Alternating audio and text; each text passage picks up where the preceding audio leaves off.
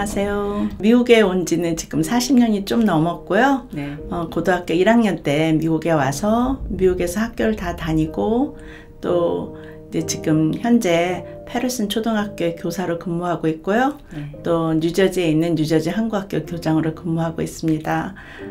뉴저지 버겐 카운티에서 한 30년 지금 현재 살고 있습니다. 네. 선생님이 이렇게 잘 양육한 아이들의 어떤 변화된 모습을 많이 보셨나요?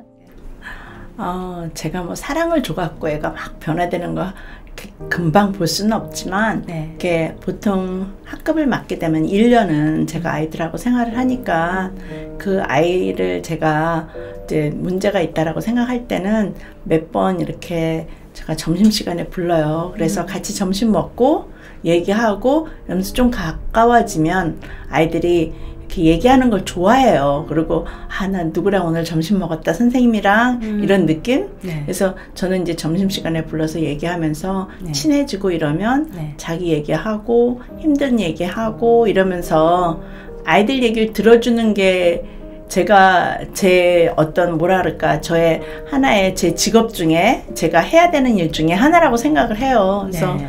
그러면서 좀 아이가 편안해지는 거 보는 거 아이들하고 그런 시간을 많이 보냅니다. 그 많은 시간 가운데 마음에 남아있는 학생이 있다면? 제가 이렇게 처음 맡았던 학생인데요. 벵글라데시에서 이렇게 이민을 온 학생이었어요. 여학생이었는데 그런데 이제 종교가 또 다르기 때문에 그 친구가 이렇게 금식을 해야 되는 그런 기간이 있었어요. 그래서 그 학생이 금식을 할 때 되면 그 학생은 아이들이 점심 먹는데 내려가질 않아요.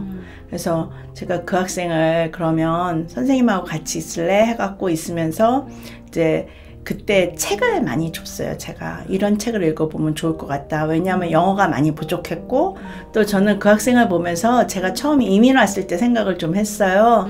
그래서 책을 줬는데 처음에는 어렵다 그러더니 집에 가서 이 학생이 제가 했던 거하고 똑같이 제가 초기에 이민 왔을 때 했던 거랑 똑같이 다 번역을 해갖고 그거를 읽고 있더라고요. 그러면서 제가 그때가 3학년 담임을 했을 때인데 3학년 학생인데 정말 책을 그때부터 읽기 시작해갖고 우리 학교에서 가장 책을 많이 읽은 학생이 됐었어요. 3학년 이렇게 끝날 때. 그러면서 영어도 많이 늘었고 그래서 그 학생이 이제 5학년 때 초등학교를 이렇게 졸업하고 나갈 때 저한테 편지 써준 게 자기는 절대로 나를 잊지 않는다고 왜냐하면 자기한테 책을 많이 소개해준 선생님이라서 자기는 잊지 않을 거다 이런 얘기를 했는데 저는 이 학생이 생각이 너무 많이 나고 언젠가는 이 학생이 작가나 아니면 그런 책을 좋아하는 학생이었으니까 그런 직업을 가진 사람으로 혹시 제가 만나지 않게 될까 이런 생각을 좀 해봐요. 한국학교에 대해서 소개를 잠깐 해주세요. 네. 제가 지금 교장으로 근무하고 있는 한국학교는 굉장히 오래됐어요. 1983년도에 버겐 카운티에 있는 한국분들이 네. 우리 뉴저지에도 한국학교가 있어야겠다 해서 그냥 마음을 모아서 세운 학교예요. 그래서 저는 항상 뉴저지 한국학교가 테나플라이에 있는데 테나플라이 미들스쿨 건물을 쓰고 있거든요. 그래서 거기서 지금 38년 동안 하고 있으면서 아이들이 항상 저기에 우리 한국 사람들이 모여서 한국 문화 공부하는 학교가 있다라는 거를 고향이라 할까요? 좀 네. 그런 저걸로 받아들이고 있어요. 그래서 한국학교가 저희 뉴저지 한국학교는 거기에 아이들한테 이렇게 따뜻한 집, 네. 우리 집 같은 그런 학교로 있습니다. 나중에 이제 졸업을 하게 되면 그거를 기억하고 와서 뭐 이렇게 선생님 너무 감사해요 이렇게 하는 아이들이 있나요?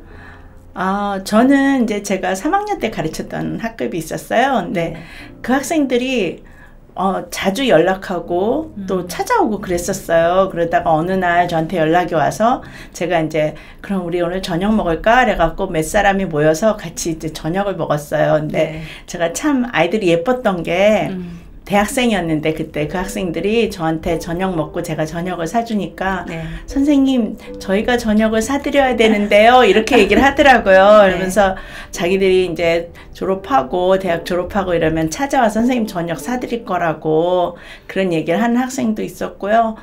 아주 많아요. 자주 찾아와요. 저희 학교가 거기 오래 있어서 그런지 네. 아이들이 또 웨스트 포인트 간 학생이 하나 있었는데 네. 그 학생이 그 웨스트 포인트 와인을 사갖고 또 선생님 저 대학 들어갔어요 이러면서 찾아왔었고요.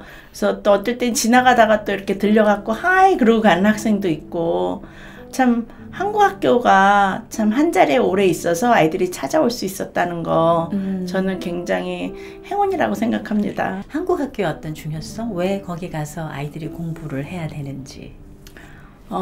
저는 이제 제가 한국 학교에 지금 23년째 근무를 하고 있는데 사실은 주말 학교잖아요. 네. 근데 이 주말 학교에 아이들을 보내는 거하고 안 보내는 거의 차이는 이 다음에 어른이 됐을 때 아이가 성인이 됐을 때 나타난다고 생각을 해요. 네.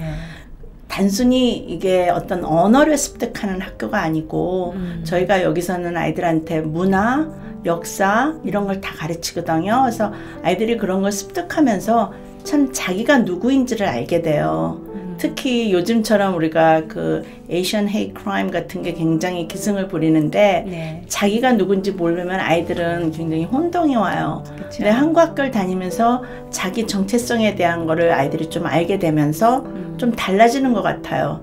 더 자신감도 생기고 또 자긍심도 생기고 그래서 어른이 됐을 때 나타나는 거 이거는 우리가 아이를 키우면서는 알 수가 없잖아요. 그쵸. 그래서 어머님들이 주위에 한국 학교 보내신 분들 얘기를 좀 들어보시고 왜 보내야 되는지 어떤 게 다른지 성인이 돼서 이런 거를 좀 들으시면 되게 좋을 것 같아요.